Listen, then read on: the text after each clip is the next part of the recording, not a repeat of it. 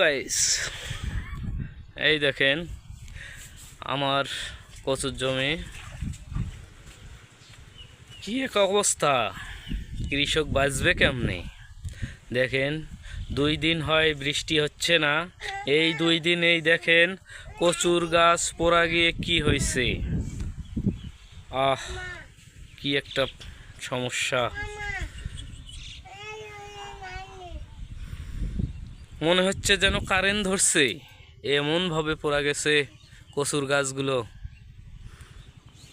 এই রোগের ঔষধ এখন পর্যন্ত কোনো কোম্পানি বের করতে পারলো না। কৃষক কি এইভাবে মার খেয়ে যাবে? তাই এই সমস্যা বিশ্ববাসী জানুক এবং এর প্রতিকার বের করুক, এই কামনায় আজকে বিদায় নিচ্ছি।